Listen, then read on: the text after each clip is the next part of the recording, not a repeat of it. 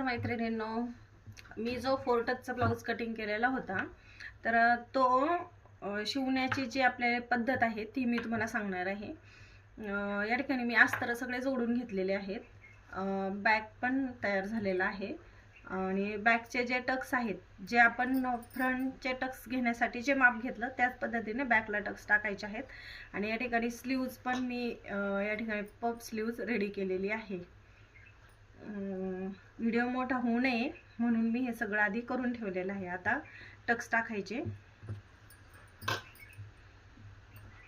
आधी मधला टक्स आधी टाकून घ्यायचा आधी।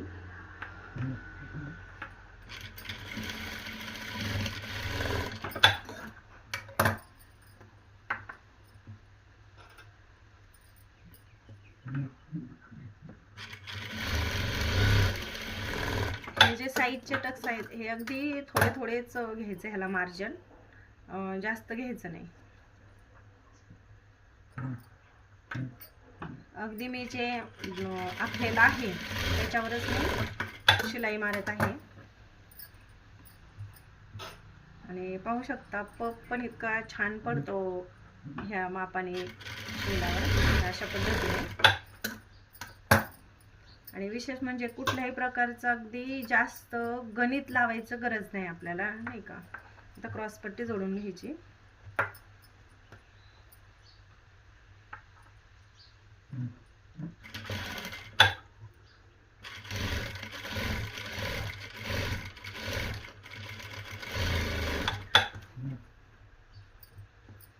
यावर ताप शिलाई मारून घ्यायची।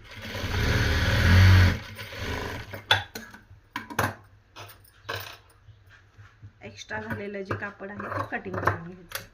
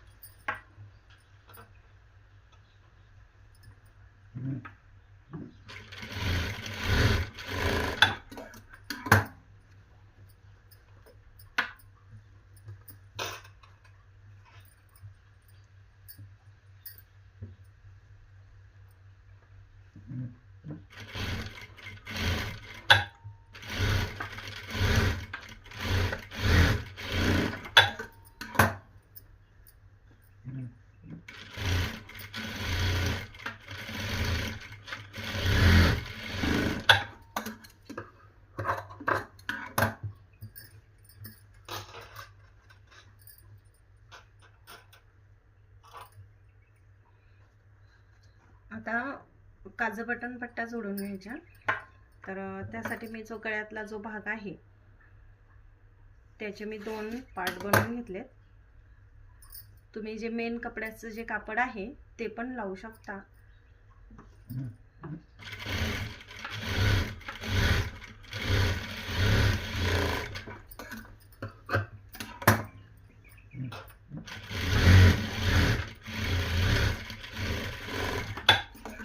हे जे वाढवा झालेलं जे कापड आहे हे आपल्याला फोल्ड करताना हे आतमध्ये दुमड टाकायची ह्याची आणि मग ही पट्टी फोल्ड करायची।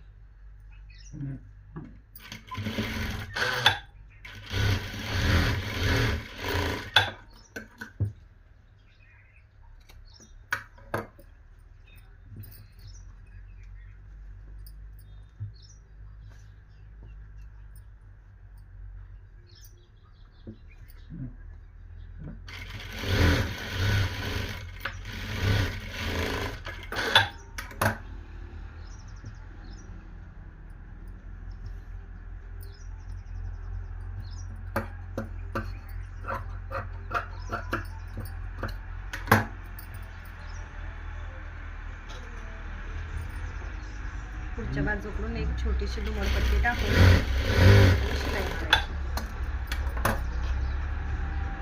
आणि ह्याला लगेच काज न करता आपल्याला आधी एक शिलाई मारून घ्यायची.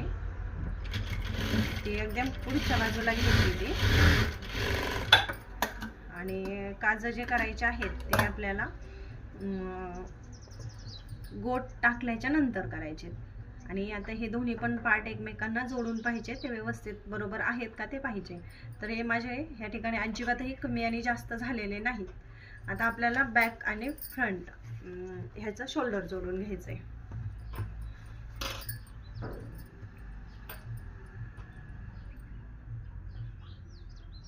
आपण पाहू शकता दोन्ही पण पार्ट अगदी एकमेकांवर व्यवस्थित बसलेले आहेत, कमी किंवा जास्त कुठेच झालेलं नाही.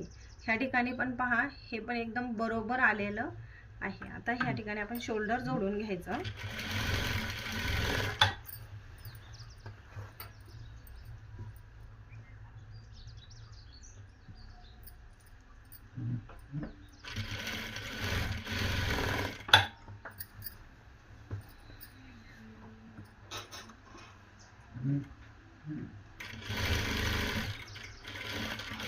डबल शिलाई मारून घ्यायची शोल्डरला आणि पुढच्या बाजूला पण एक शिलाई मारून घ्यायची, म्हणजे ते धागे निघत नाहीत. जे एक्स्ट्राचे धागे निघलेले आहेत ते कटिंग करून घ्यायचं आणि त्याला सेप देऊन घ्यायचं. आता या ठिकाणी मला गोट टाकायचा आहे, तर मी दोरीचा गोट हा तयार करून घेतलेला आहे दुसऱ्या मशीनवर. तर तोच गोट मी ह्या इथे ब्लाऊजला जॉईन करणार आहे. तुम्हाला साधा टाकायचा असेल तर साधाही टाकू शकता आणि दोरीचा टाकायचा असेल तर दोरीचाही टाकू शकता.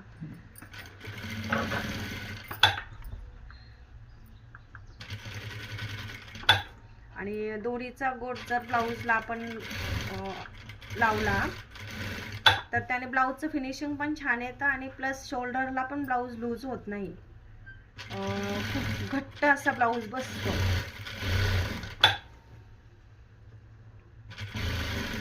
आणि हा गोट अटॅच करायची पण पद्धत एकदम सोपी आहे, म्हणजे पटकन कोणाला पण समजेल आणि नवीन शिकणाऱ्यांसाठी तर खूप बेटर आहे.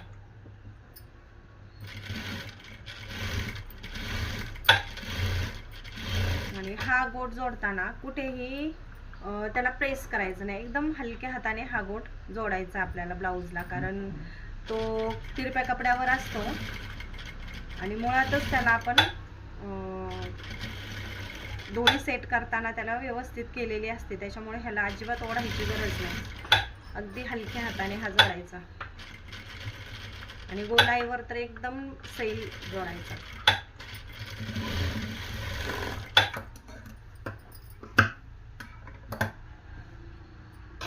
तर आतल्या बाजूकडून ह्याला जे आहे आपलं जे मेन कापड आहे गोट सोडून, तर ह्याला काय करायचे, थोडेसे कट मारून घ्यायचे. म्हणजे ह्याने थोडंसं गोलाई जिथं आहे तिथे थोडे कट मारून घ्यायचे, म्हणजे गोटला फिनिशिंग छान येतं. तर मी जिथे गोलाई आहे तिथेच फक्त कट मारते. आणि ते पण गोटचं कापड अजिबात कट करायचं नाही. जे आतमध्ये जे कापड आहे आपण हे केलेलं, गोटला अटॅच केलेलं, फक्त तेच कापड कटिंग करायचंय, गोटचं कापड कटिंग करायचं नाही.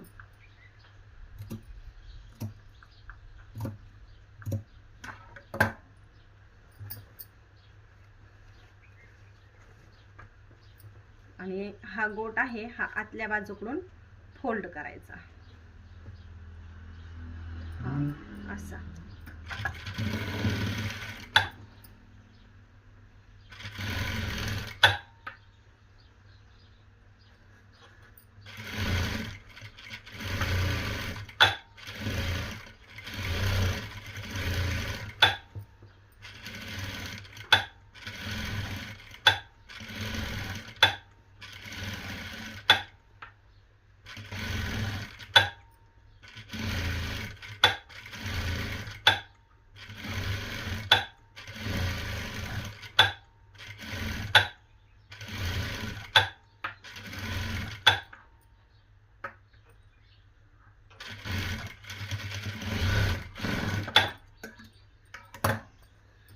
तर पाहू शकता गोट पण इथे किती छान असा सेट झालेला आहे ब्लाऊजला. आता ह्याच्यावर काय करायचं, थोडंसं प्रेस करायचं इस्त्रीने, आणि प्रेस नाही केलं तरी पण गोटचं फिनिशिंग पाहू शकता. खूप छान असं गोटचं फिनिशिंग आलेलं आहे, अजिबात कुठेही पलटी झालेलं नाही आहे, खूप छान आलेलं आहे. आणि ह्याच्यावर जर प्रेस जर केलं तर आणखी छान ह्याला फिनिशिंग येतं. तर आता आपण बाही जोडून घेऊया.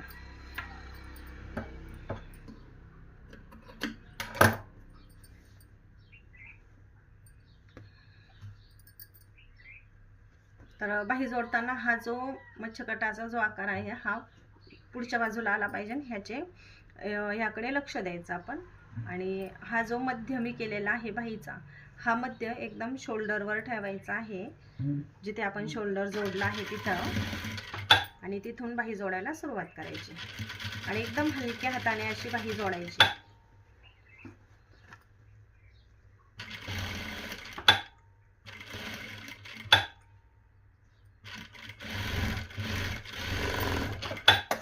आणि पाहू शकता तुम्ही कुठेही ओढाताण न करता अजिबातही एकदम परफेक्ट अशी बाही इथे लागलेली आहे. तशीच पुढच्या बाजूकडूनही जोडून घ्यायची.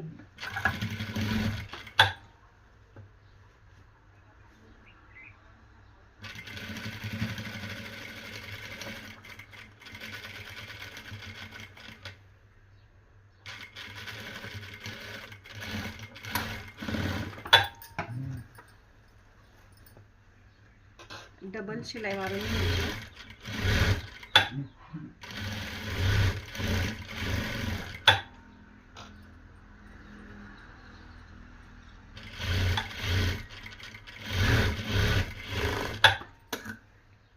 बाहीला सेप देऊन घ्यायचा. जे बाहेर आलेले जे कपडे एक्स्ट्राचे जे कापड आहे ते कटिंग करून घ्यायचं, दोरे कटिंग करून घ्यायचे. हो, पाहू शकता पफ पण किती छान आलेला आहे. आता ह्याला साईड फिटिंग करून घ्यायचंय.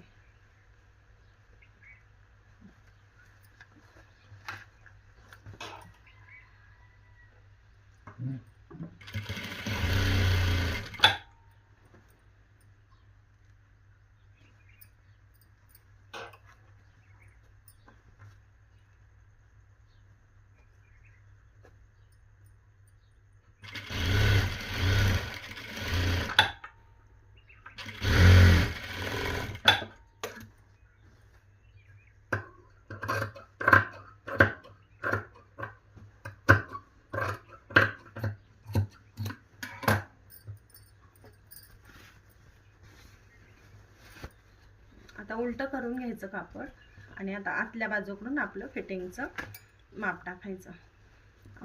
आधी सुरुवातीला या ठिकाणी एक शिलाई मारून घ्यायची.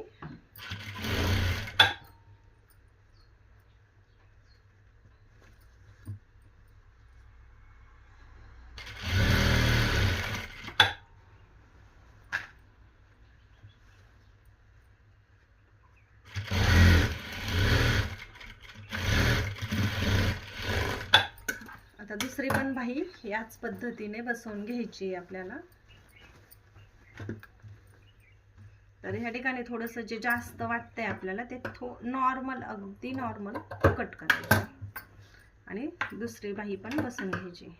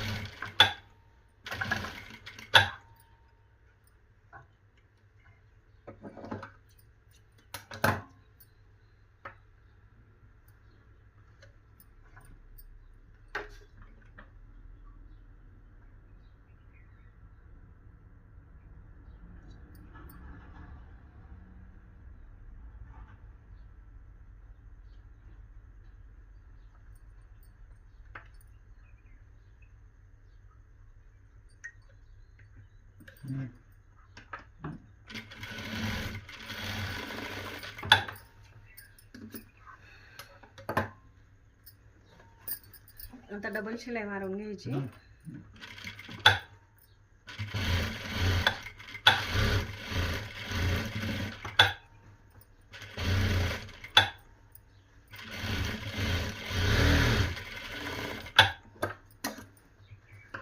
आणि हे जे बाहेर आलेलं कापड आहे त्याला कटिंग करून बाहेरला सेट देऊन घ्यायचा.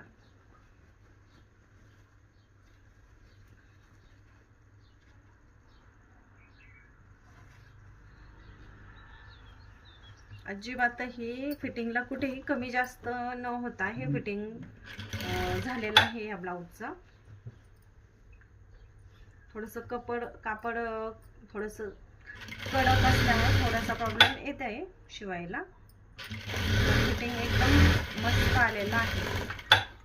अजिबातही कमी, बॅक आणि फ्रंट जो आहे तो अजिबातही कमी जास्त झालेला नाही.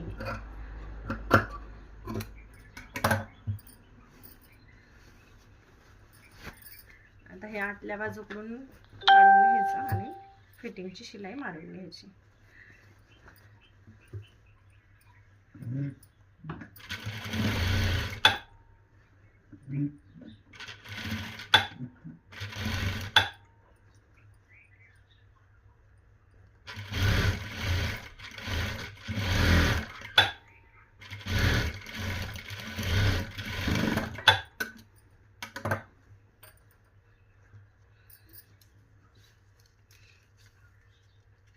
आता कंबर आपली 28 आहे, तर 7 चौक 28 म्हणजे हे जे माप आहे आपलं 7 घ्यायचं आहे आपल्याला. इथं 7 वर एक खूण करून घ्यायची.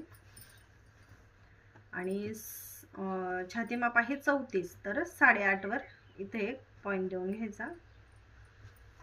आणि दंड घेर आहे 10, तर 5 वर दंड घेर 10च्या निम्म 5, तर 5 वर एक पॉइंट देऊन घ्यायचा. आणि हे सगळे पॉइंट मिळवून घ्यायचे.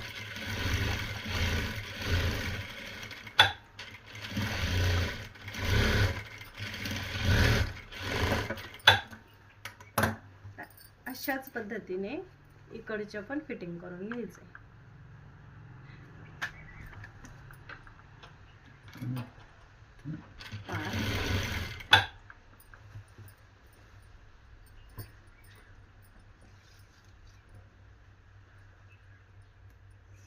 इथे 8.5 आणि हे 7.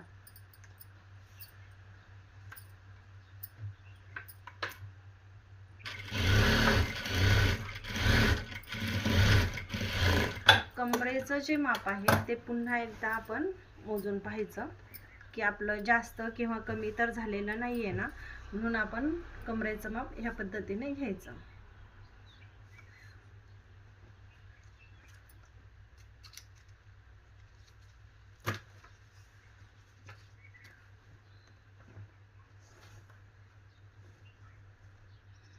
तर एकदम परफेक्ट कमरेचं माप आलेलं आहे 28.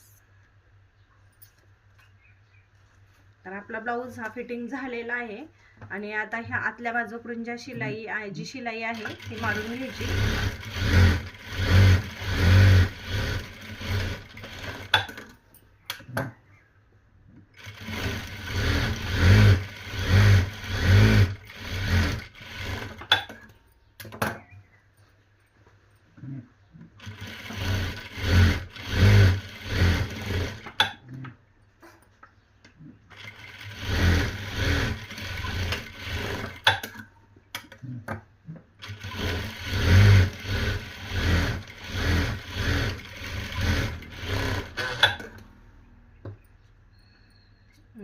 जे धागे आहेत ते कट करून घ्यायचे. हे जे धागे वगैरे जे आहेत हे कट केल्याने ब्लाऊजला फिनिशिंग छान दिसतं.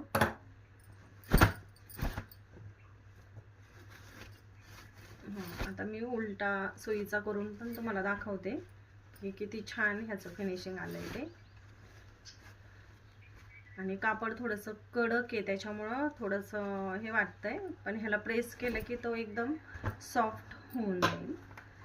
पाहू शकता तुम्ही ह्या ठिकाणी पुढचा गळा एकदम बरोबर, आणि हे फिटिंग पण पहा किती छान आले. बाहीचं पण फिनिशिंग पहा किती छान आले. बॅक पण खूप सुंदर आलाय. थोडंसं प्रेस केलं की आणखी छान हा दिसणार आहे. ओके, माझा जर व्हिडिओ आवडला असेल तर व्हिडिओला लाईक नक्की करा, आणि तुम्हाला जर काही प्रॉब्लेम असतील तर मला कमेंट बॉक्समध्ये नक्की सांगा. बाय.